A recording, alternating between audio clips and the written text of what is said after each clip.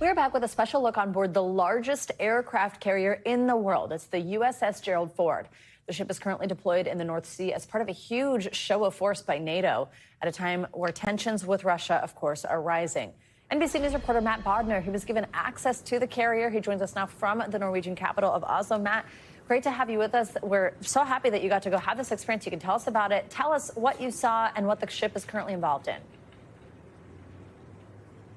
Savannah, good morning. Well, we flew aboard the Ford on a U.S. Navy transport plane. They didn't tell us where we're going. We just know we were somewhere in the North Sea, and we landed on the ship. A few hours later, we also got shot off the front of the ship, and obviously an exciting experience. There's no windows on these planes, Savannah, so all you get is a 15-second call on either end of this, and it's a long 15 seconds. But basically, the ship right now, once we landed, there was an entire squadron of F-18 fighter jets basically lining the deck, and within a matter of minutes of arriving on the ship, we saw that entire squadron launched, and just as soon as that was done, another full squadron just came in and landed like it was nothing. We then took a tour of the ship, went down below the hangar deck, saw a few other spaces, and the entire time you could just hear just this constant cadence of launches and landings, entire squadrons of jets being launched.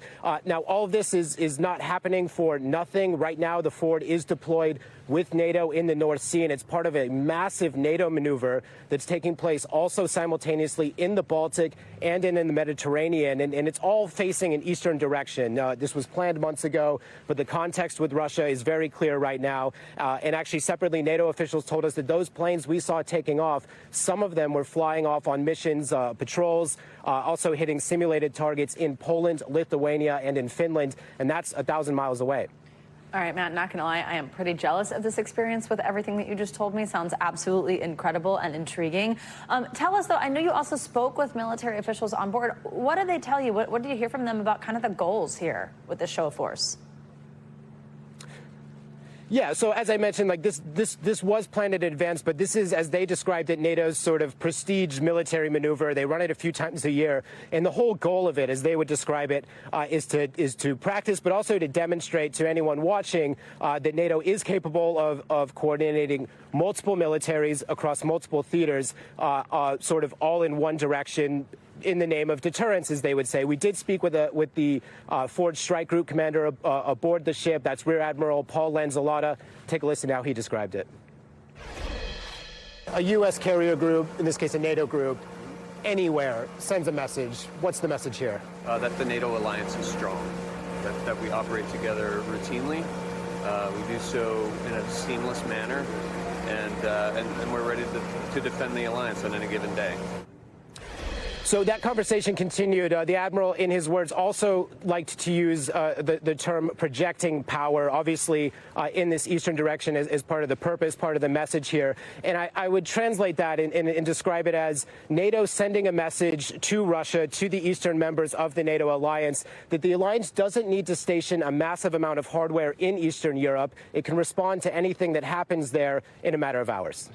Matt, as we've seen these incursions into NATO airspace by Russia recently, it's obviously ramped up tensions. How is that impacting, changing relationships and maneuvers and operations like this as our countries coordinate?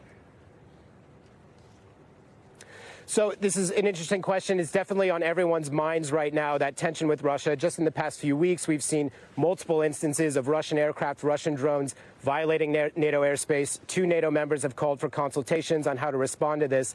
Now, again, these maneuvers were planned in advance, but they're taking on this new context. We're also seeing NATO is adding additional operations. Eastern Sentry announced just a week ago, for example, with pre-deploying more air defense assets in Eastern Europe. But basically, Russia is on everyone's minds. There is a sense of heightened anxiety, particularly in this part of the world, about what Russia's up to, about what its intentions are. There is this sense that Russia is pushing the line, testing the alliance, testing America's commitment to the alliance, for example. We're in Oslo right now, where just a few days ago there was a mysterious drone sighting over the airport that saw the airport closed. There have been multiple incidents like that in Denmark, over Copenhagen. Now, no one has directly been blamed for those incidents, but officials have openly speculated that those are, again, Russian drones testing the waters.